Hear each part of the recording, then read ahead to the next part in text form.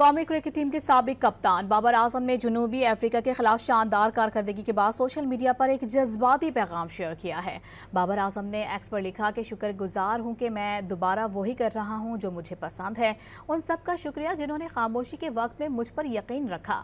गुज़िश्ता रोज़ जनूबी अफ्रीका के खिलाफ तीसरे और फैसलाकुन T20 में बाबर आजम ने 47 गेंदों पर 68 रन की उम्दा इनिंग खेली और टीम की कारकर्दगी में मरकजी किरदार अदा किया। बाबर आजम को प्लेयर ऑफ द मैच करार दिया गया।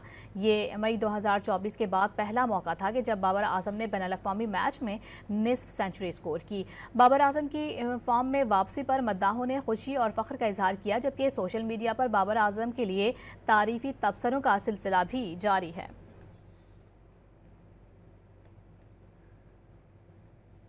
कौमी क्रिकेट टीम के साबिक कप्तान बाबर आजम ने जनूबी अफ्रीका के खिलाफ शानदार कारकर्दगी के बाद सोशल मीडिया पर एक जज्बाती पैगाम शेयर किया है।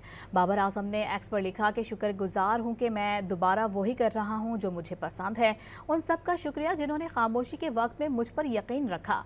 गुज़िश्ता रोज़ जनूबी अफ्रीका के खिलाफ तीसरे और फैसलाकुन T20 में बाबर आजम ने 47 गेंदों पर 68 रन की उम्दा इनिंग खेली और टीम की कारकर्दगी में मरकजी किरदार अदा किया। बाबर आजम को प्लेयर ऑफ द मैच करार दिया गया। ये मई 2024 के बाद पहला मौका था कि जब बाबर आजम ने बैनुल-अक़वामी मैच में निस्फ सेंचुरी स्कोर की। बाबर आजम की फॉर्म में वापसी पर मद्दाहों ने खुशी और फख्र का इजहार किया, जबकि सोशल मीडिया पर बाबर आजम के लिए तारीफी तबसरों का सिलसिला भी जारी है।